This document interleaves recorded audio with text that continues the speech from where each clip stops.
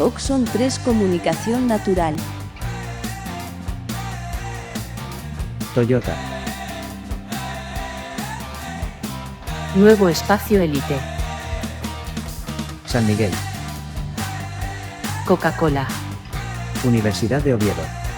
Acción Cultural Española. El Ayuntamiento de Gijón y el Gobierno del Principado de Asturias. Patrocinan y colaboran con la 36ª edición de la Semana Negra de Gijón.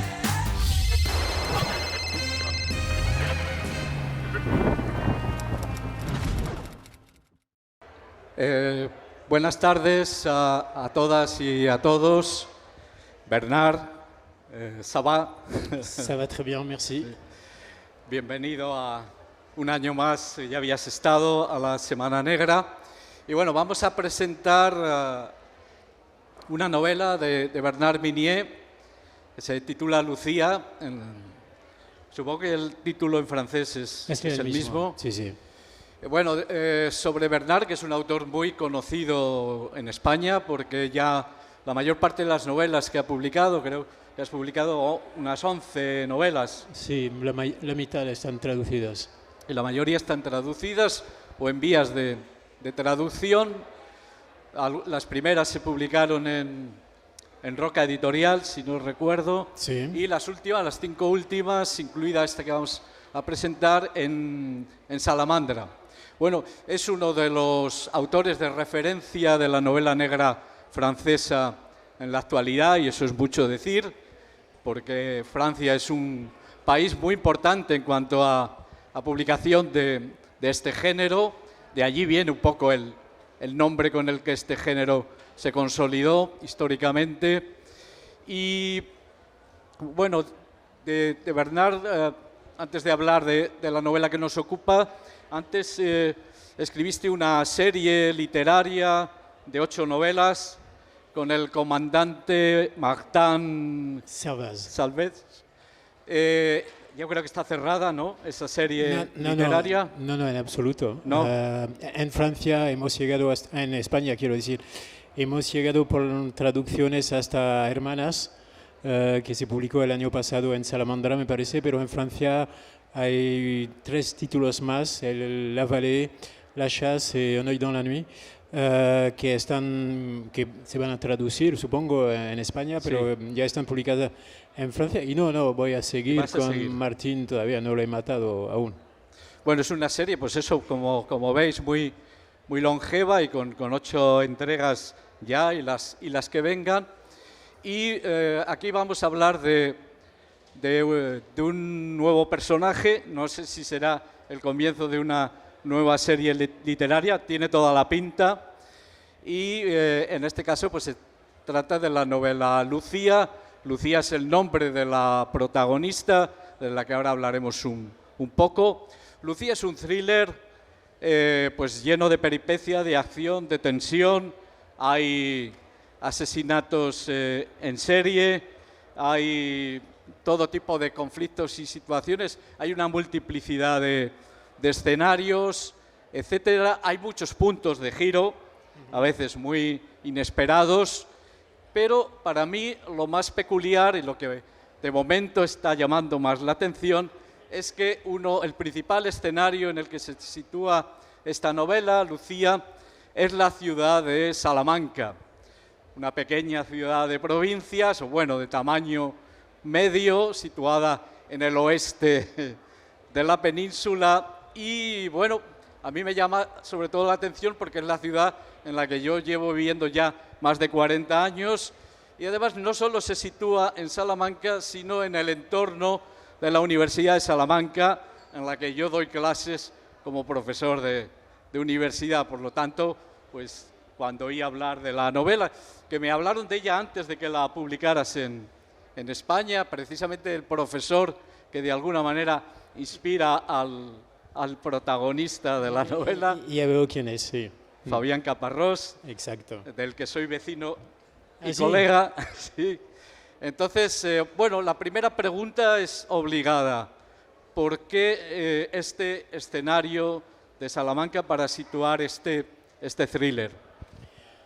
Bueno, la idea al principio era de ubicar una novela en el ambiente universitario, en una universidad con estudiantes, con profesores, con todas estas tradiciones de enseñamiento, de académicas y sobre todo una universidad antigua, una universidad con una historia, con un pasado. Y entonces pensé en Oxford y Cambridge, pero está muy hecho por los autores británicos y especialmente las damas del polar del negro en Inglaterra, y muy bien hecho. Pensé en la Sorbona, pero alrededor hay París, que no es exactamente una ciudad que tiene su encanto, pero es una ciudad demasiado grande, demasiado conocida, y entonces pensé en Salamanca, que es una de las más antiguas universidades de Europa, con muchas tradiciones y sobre todo con estas calles, este escenario muy peculiar que es Salamanca cuando se conoce. Y fui ahí para ver si realmente la ciudad correspondía a lo que imaginaba, y fue, claro, un encuentro entre la ciudad y yo, un maravilloso encuentro.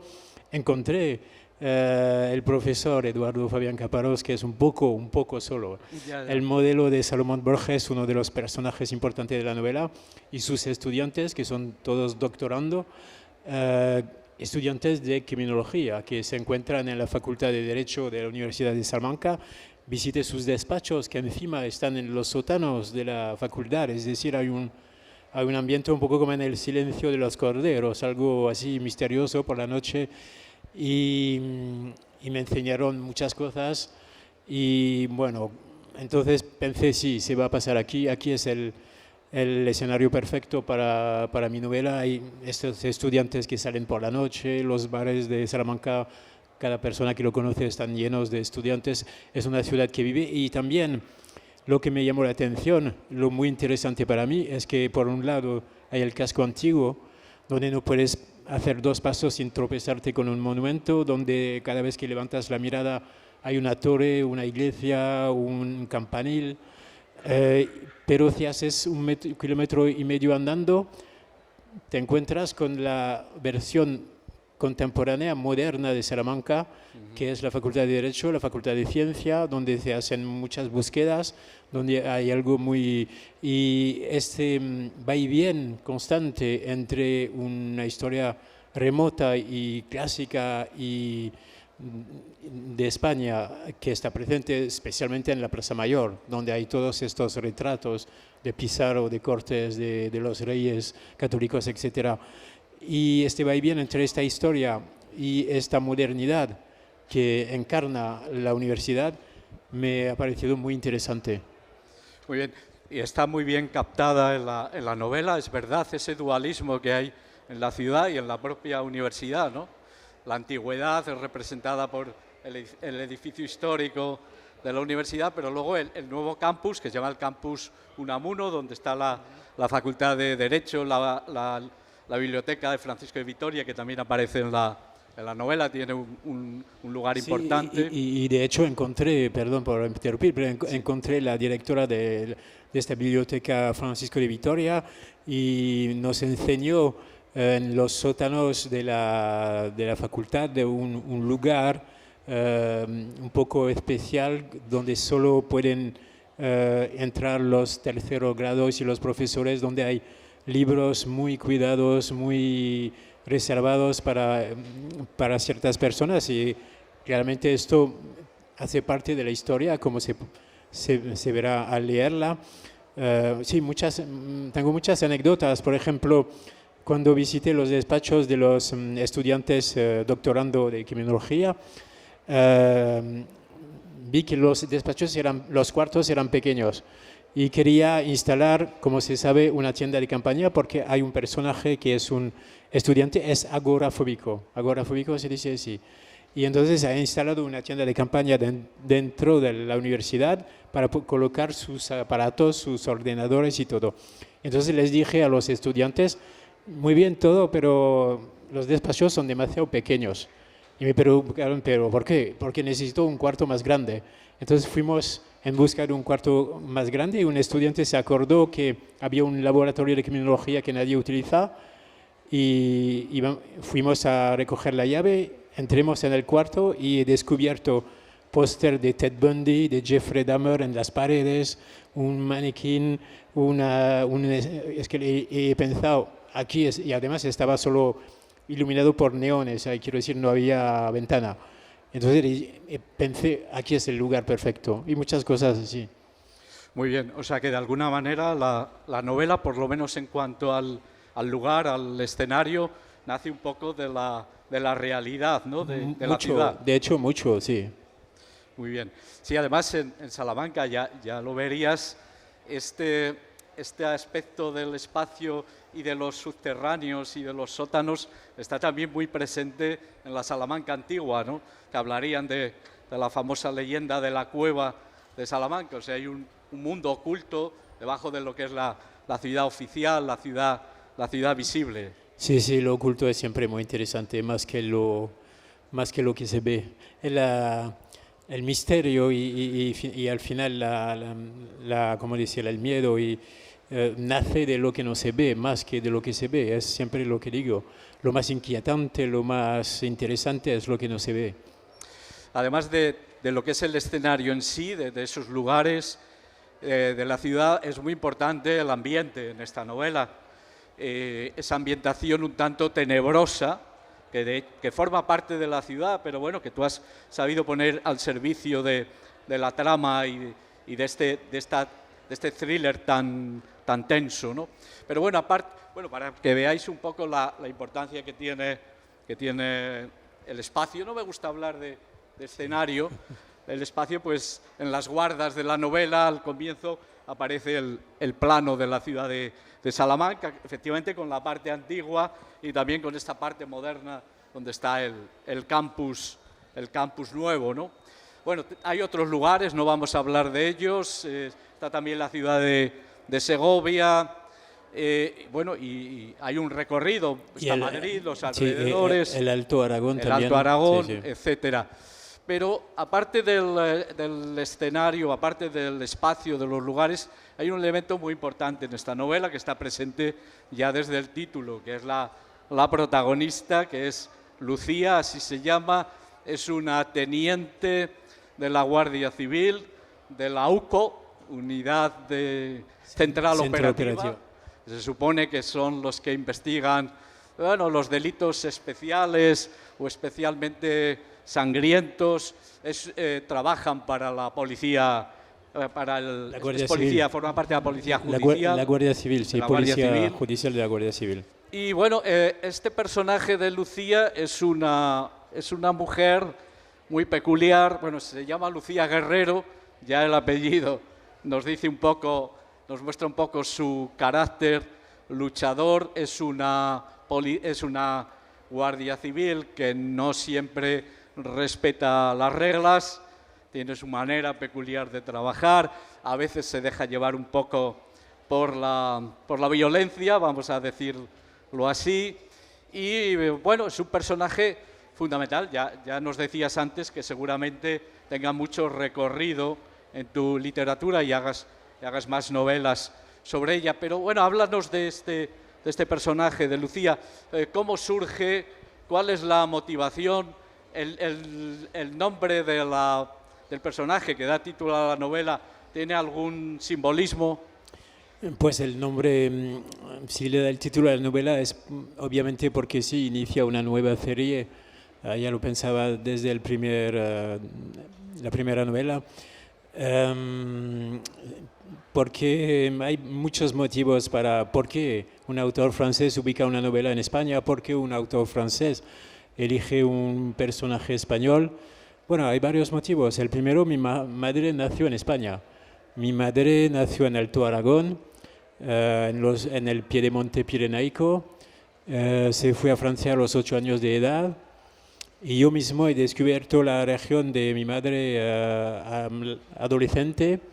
Luego, a los 20 años, por ahí volví en España para un poco descubrir más este país con el cual tengo un vínculo fuerte. Era entonces la movida, era movimiento cultural, político, festivo que se inició en Madrid y fue un periodo electrizante, emocionante, extraordinario. Y hace tiempo que quería hablar, inventar un personaje de Guardia Civil o de Policía Español por varios motivos. El primero, desde los años 70 y 80, cuando empecé a ir en España hasta hoy, durante todas estas décadas he visto este país cambiar muchísimo.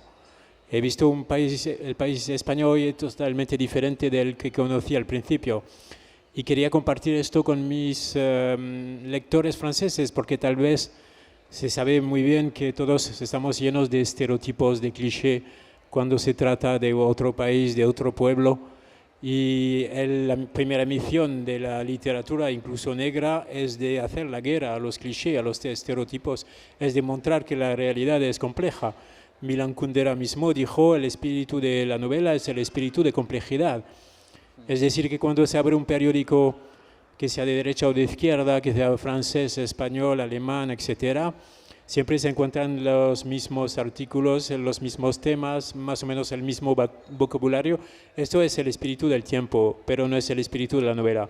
Desde la primera gran novela moderna, que es obviamente el Quijote, la novela nos dice las cosas son más complicadas de lo que piensas. Y es lo que quise hacer con mis lectores franceses, enseñarle una España que tal vez algunos no conocen y que yo conozco un poco, porque tengo muchos vínculos con este país, tengo familiares, tengo amigos, vengo de vez en cuando.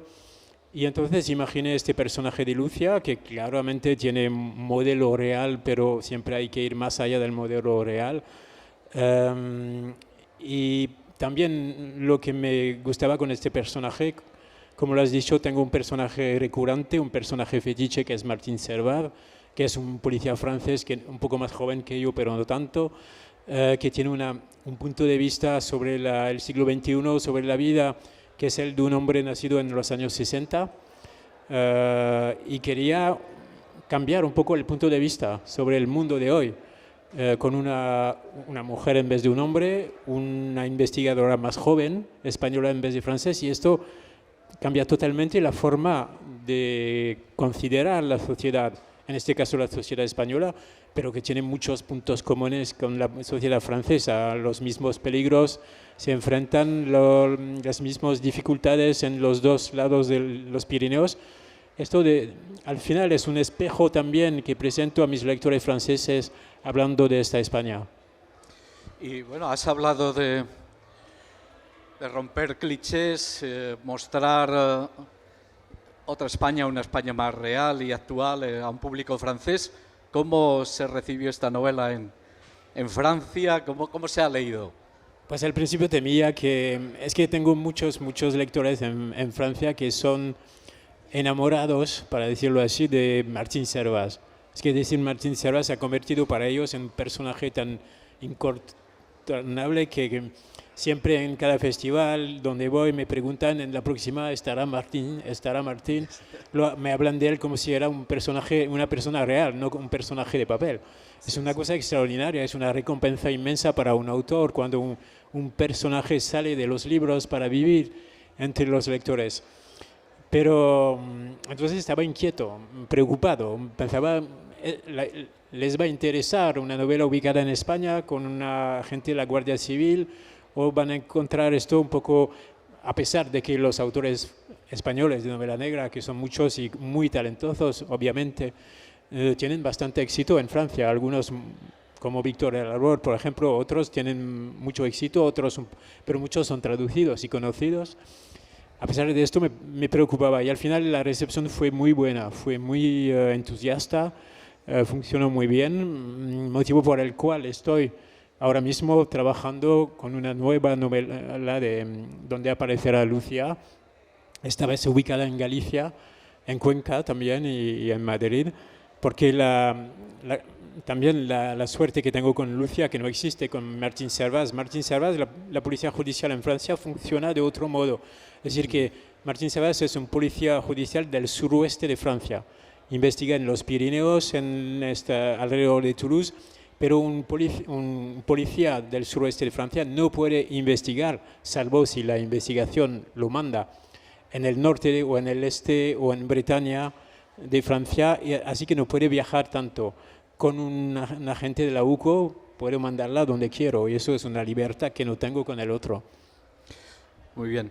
Bueno, no quiero entrar en ningún momento en la trama de la novela, por supuesto, pero bueno, estamos hablando de personajes. Para cerrar este capítulo está el otro protagonista, Salomón Borges, que decíamos solo parcialmente o como punto de partida, inspirado en este profesor de criminología Tampoco de la es Universidad de Salamanca. Pero bueno, háblanos un poquito de este personaje, ¿no? Salomón Borges es un profesor, un catedrático de la Facultad de Derecho de la Universidad de Salamanca, profesor de criminología como su modelo, pero es también un erudito. Es también un hombre que tiene muchas pasiones, muchos centros de intereses, es un poco un filósofo, es alguien que vive en medio de los libros. En su piso hay libros, las paredes están cubiertas de libros. Y eso es probablemente el motivo de esto es que soy un estudiante frustrado.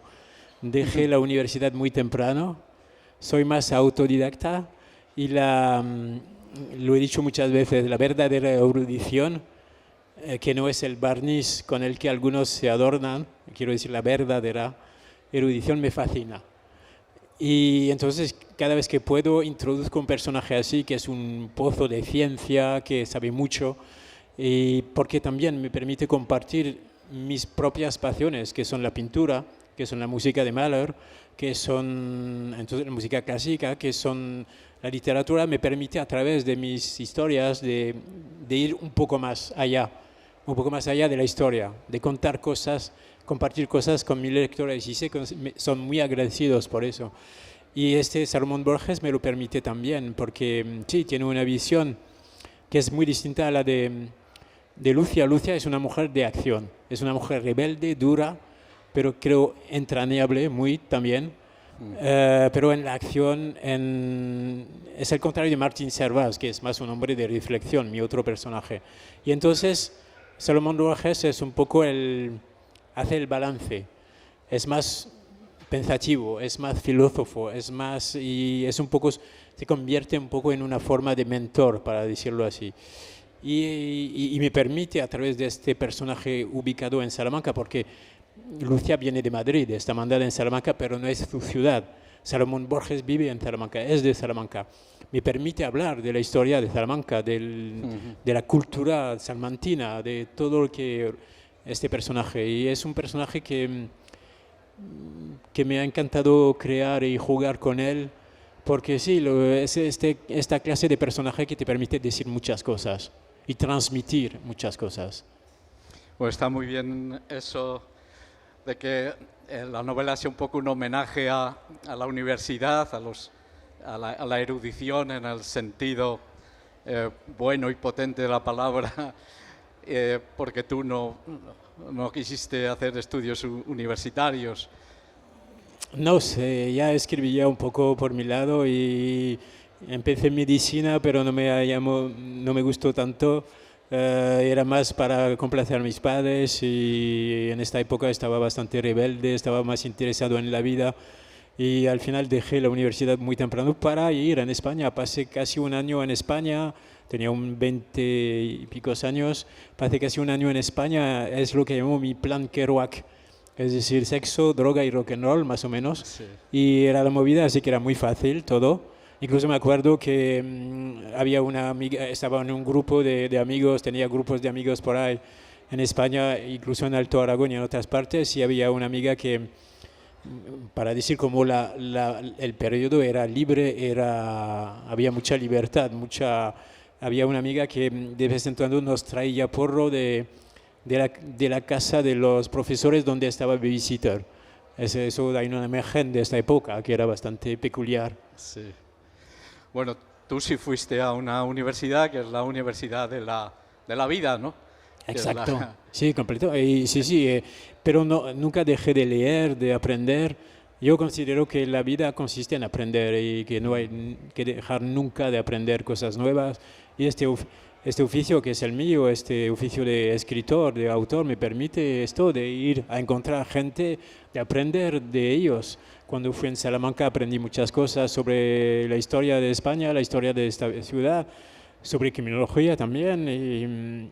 Y siempre busco en mis novelas la posibilidad de aprender algo para mí primero y después para compartirlo con mis lectores. Sí, y eso se ve perfectamente en la novela y además está integrado en la trama, no es una cosa que vaya paralela a la trama, sino que está integrado en la trama. Bueno, espero que alguna vez la Universidad de Salamanca te haga doctor honoris causa. Wow, no sé. La manera de obtener un título. No sé si se lo piensan. Ya me han acogido muy bien, porque me acuerdo que la primera vez que fui en Salamanca para preparar esta novela, con una amiga, hemos llegado aquí, fuimos recibidos por el profesor Eduardo Fabián Caparrós, que nos facilitó muchas cosas, pero en un modo no clandestino, pero poco a escondidas. Y cuando volví 2 años después con periodistas franceses que hemos puesto en un avión, después en un autobús hasta Salamanca, entonces estaba el rector, estaba toda la peña oficial y académica para recibirme, lo que no era el caso la primera vez, y me hizo bastante gracia. Bueno, hablando de este aspecto, de lo que tiene que ver con la cultura y la erudición, en la novela hay continuas alusiones a un libro, a uno de los grandes libros de la cultura occidental, que son las Metamorfosis de Ovidio, y también a muchos cuadros que esas metamorfosis luego inspiraron a lo largo de la historia. No quiero que me entres en profundidades en lo que representan dentro de la trama, pero bueno, ¿por qué las Metamorfosis de Ovidio? Sí, podemos hacer un poco de spoiler, pero muy pocos. Poquito. Sí, muy poquito. Es que hay unos asesinatos donde las víctimas la forma de presentarlas están inspiradas en las Metamorfosis de Ovidio, para que quede claro. Porque, como le he dicho, soy también un aficionado de pintura, y especialmente de pintura del Renacimiento y del Barroco. Y esta época los artistas tenían 2 fuentes de inspiración principales: la Biblia, obviamente, y las Metamorfosis de Ovidio, que era en el Renacimiento, cuando por supuesto, redescubría la antigüedad. Era unas de las obras mayores que conocían los artistas y los eruditos. Y entonces, estas Metamorfosis, que yo he leído varias veces, hay que decir que es una obra sumamente violenta, es muy violento. Hay horrores absolutas en estas Metamorfosis. Hay cuentos que son de una crueldad, de una violencia que casi hace de los autores de novela negra ángeles. Hay ejemplos que cito siempre porque es los que me acuerdo más. Hay la violación de Filomena por su cuñado Tereo, que le arranca la lengua para evitar que ella cuente a su hermana lo que ha sufrido. Hay Artamas, que enloquecido por una de las Erinías mata a su primer hijo a flechazos. Hay Diana, que transforma a Acteón en ciervo y lo hace comer por sus propios perros. Las Metamorfosis son hiperviolentas. Nada que, comparado con la novela negra, es lo mismo. Y cuando lo pienso, me parece que esta tradición de violencia, de crueldad en el arte, siempre ha existido. Se inicia con Medea, con Edipo Rey, con Antígona también. Antígona es una historia muy cruel. Y a lo largo del tiempo siempre, quiero decir que el autor de novela negra que soy, no he inventado nada. Eso es una larga tradición, incluso en la pintura. Judith y Holofernes, por ejemplo, es uno de los cuadros más violentos que hay. El del Caravaggio, pero también el de Artemisia Gentileschi, donde se ve la sangre que brote del cuello de Holofernes. Pienso también en otra obra que es de José de Ribera, que es Apolo y Marcias, donde se ve un Apolo totalmente impasible, despellejando a un Marcias que grita de dolor. Quiero decir, esta violencia corre en toda la pintura, en toda la literatura desde mucho tiempo, y quise inspirarme de esto, quise enseñar esto, quise decir que venimos de una larga tradición. Sí, sí, tienes razón en que un poco el origen del género negro está en esas grandes obras de la antigüedad clásica, ¿no? Porque no solo es que sean muy violentas, sino que además lo describen con una gran viveza y plasticidad, y eso lo hace todavía mucho más estremecedor, ¿no? Bueno, y la gran obra violenta es la Ilíada, ¿no? Ahí está, Sí, ahí claro. está todo, ¿no? En relación con la guerra, en Sí, este caso. exacto. Bueno, todo procede de Homero también, ¿eh? Estamos de acuerdo. Y el primer relato policíaco de la historia es Edipo Rey, de alguna manera, ¿no? Bueno, la primera obra conocida casi, que es, ¿cómo se llama? Esta obra sumeriana, se dice, muy famosa, Gilgamesh, también es algo muy violento y es una de las primeras obras literarias de la historia.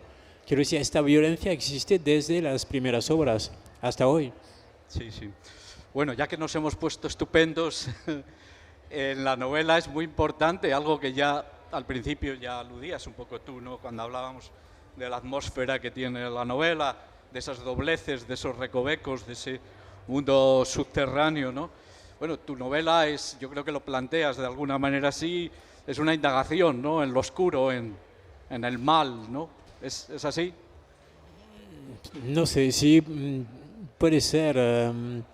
Creo que eso es la cuestión del mal, también es obviamente central en toda novela negra, en toda obra. En Francia hice un diálogo para una radio nacional con un filósofo que se llama Paul Charrier, que es un filósofo católico.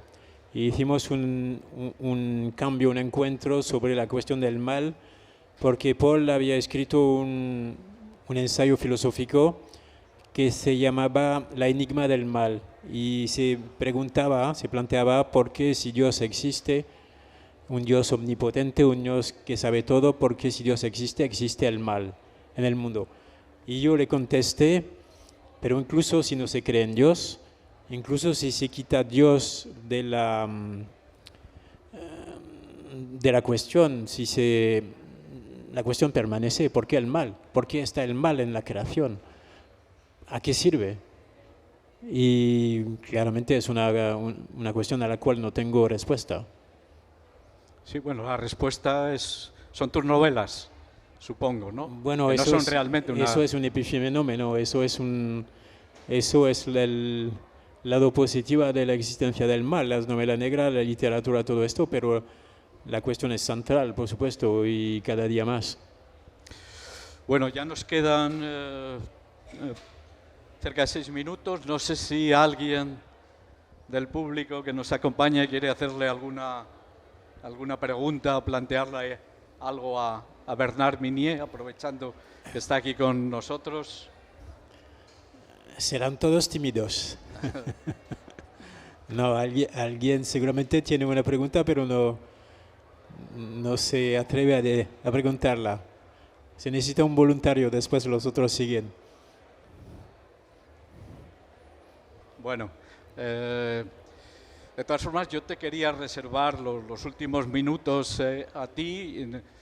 No sé si hay algo que quieras comentarnos de la novela que nos haya planteado en estas preguntas, y por mi parte, pues quizás, si te apetece, si quieres, que nos hables un poco de la continuidad que va a tener este personaje, esta nueva serie literaria. Ya has dicho que estás escribiendo una nueva novela, no sé si quieres adelantarnos algo. Sí, estuve en Galicia dos o 3 semanas antes, explorando esta región maravillosa, pero en un plan, claro que no para hacer turismo, no me interesa. Siempre voy en lugares donde los turistas no van, y tengo la suerte de cada vez que me proporcionen contactos que son gente que saben mucho, que son gallegos, que saben mucho, pero siempre les pido lo mismo, llevarme a lugares que no son para turistas, pero que tienen su